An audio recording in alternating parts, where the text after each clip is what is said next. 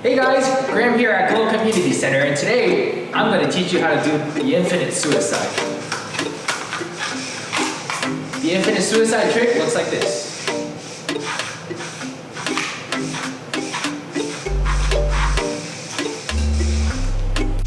First, loop the yo-yo 5 times. 1, 2, 3, 4, 5. My left hand is up, right hand is down, left stick is pointed down. I'm going to release my left stick and pull up with my right hand 5 times. 1, 2, 3, 4, 5. Again, 5 loops. Left stick pointed down. Release, pull 5 times with your right. 1, 2, 3, 4, 5. Get very comfortable with that.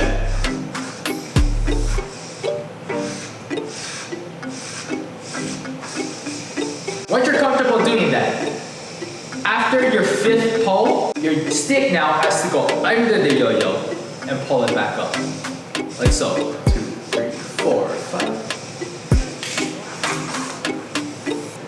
1, 2, 3, 4, 5. Under. Now watch when I'm doing infinite suicide. My stick goes under the yo-yo and pulls it back up in an upward motion.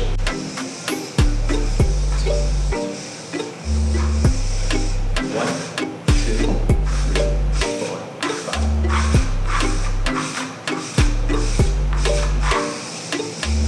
So common mistakes for doing the infinite suicide. First, a lot of people forget to go under the yo-yo and pull up. If you forget to go under the yo-yo will fall out. Second mistake, instead of pulling up in a steady rhythm, a lot of people like to go around really fast. That will cause a lack of control over what's happening.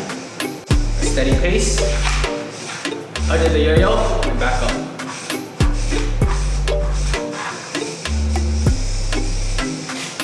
And that's it for the infinite suicide. Thank you for watching. See you in the next video.